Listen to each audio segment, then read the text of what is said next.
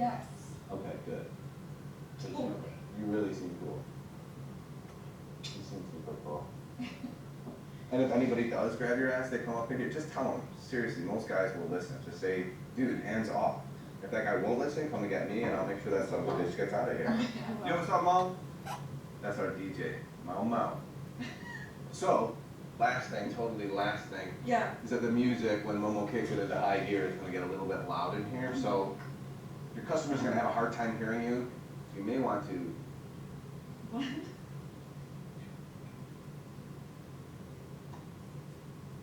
God, it's even worse. Seriously. It's fucking crazy. I'm gonna go change the kegs out, okay? Okay.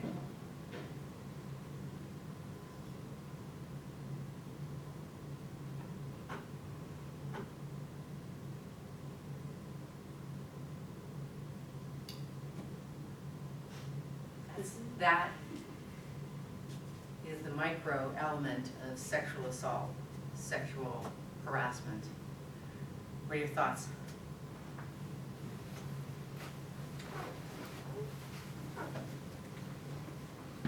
see something recently on Facebook, like literally this week, where they showed an excerpt in a restaurant video where one of the waitresses was getting plates or something, and one of the people came in, the guy came in, walked past her, touched her on the rear, and he kept walking, and you saw her in the video like spin around from what she was doing. She went and yanked him. I guess she also shouldn't be doing, but she went and yanked him back and like threw him up against the wall. From against the wall, yeah. Yeah. That's defense. That's defense. So is there anything about that video that's right? No. Oh, please take some time. Yeah. There's so many different things that we could discuss. We could spend an hour and a half just on this one video. But the things that you can look at here on the macro side are look at how he is communicating with her, right? He's manipulating her, right? Because, oh, I thought you were going to talk about some feminist shit, right? Bullshit, right? Is that manipulation? Yeah. Belittling? Not showing her value, right? He also does something that's interesting is he takes it to a different level from grabbing her ass to touching her hair and coming in from behind. First of all, men and women are attacked differently. For the most part, men are attacked face on. Women, for the most part, are attacked from behind. So he has put her in a very vulnerable position by coming in behind. There's no place for her to go, really. You know, he can track her there quite easily. But he takes it from physical, grabbing her ass, to intimate by touching her hair, by coming in, moving her hair, by leaning in. When you think about women and their hair, very, very intimate by touching a woman's hair. You think about, you know, the women in the Middle East that cover their hair, Jewish women that I know of, once they get married, they wear a wig. Only their husband are now allowed to see their actual hair. For women, I was Catholic for a long time, we would wear a veil over our hair. You know, have a woman go through chemotherapy, she loses her hair. It's devastating, probably more than losing a breast if she has breast cancer. There is such intimacy when it comes to a woman's hair, and he touches it, and he leans in while she's in that position. Those are the little micro things, but now let's switch it. Let's look at her role here. What does she do? Allowed it to happen. She enabled it to happen. She doesn't know this man. Clearly they're just meeting for the first time. And within a matter of 3 minutes, she enables him to grope her, to belittle her, to demean her, to show that she has no value, to physically put her in a position where she could be attacked. And she says, that's okay. It's not my first rodeo. No, really, I'm cool. Why? Because she's uncomfortable, She's uncomfortable. and that's the culture that she's been around, and that's the social norm that she's been around. So Yes.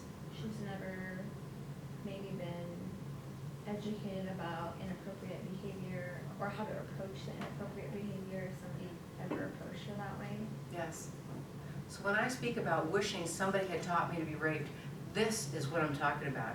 I wish I knew the signs then of what is manipulation and demeaning when I'm getting into trouble. She's in trouble there. What if the two of them close and he walks her to her car and they have a couple of drinks? They work in a bar, this is what happens. Is she gonna be able to protect herself? Do you think right now she can protect herself, just as it is? No, because she would have said something if she felt. Yeah. Or she might have said something if She she might felt. She might have. So would she be in a better position at the end of the day when he's walking her to her car? Because he probably will want to walk her to her car, right? On the pretense that he's protecting her, Yeah. right? The manipulation part. Manipulation, right. So the challenge that I see today in regards to sexual assault prevention, harassment prevention, is that we need to help women and men. I don't want to put men out, but let's talk about for women at this point. How do we instill confidence? How do we help them find their voice? How do we let them see what the signs are? What are the things that we can do to help them see that this is wrong and that they can speak up and have the confidence not to be shy, not to be uncomfortable, to set the boundaries? That's the biggest challenge that we have nowadays. And I think in your own education, as you're working with people that have been assaulted or have been harassed, or if you're dealing with groups of people that have not, this is a really powerful video to show, to start a conversation, and to figure out exactly what could be said and what could be done. In regards to other types of bystander intervention, because let me step back on before I go there. On this, where a man is really powerful, as if he's sitting at the bar, behind the bar, and he sees this going on. If he would say, man, that's not cool. How empowering does a woman feel? A woman would feel so great to know that another man has got her back and will not be like Ryan Seacrest and laugh it off when Trump joked about, grabbing a pussy. But that's the only one that I think that we all can relate to, is that particular moment where he didn't stand up for a woman's rights, right? But we probably know dozens of other moments in our own personal life where you can think of yourself being at a party or at a bar or at a business meeting where somebody would say something that was not right. I remember one time when I was with the Angels, I was in a meeting, and I was the only woman in this meeting, and we were talking about our competition, trying to figure out, doing our strategy meeting with our own clients and how we're going to secure these corporate sponsors, as opposed to those sponsors going to, let's say, the Lakers or the Kings or wherever they might be. And there was a big joke because they talked about raping the competition. All right, on one hand, I get where they're coming from.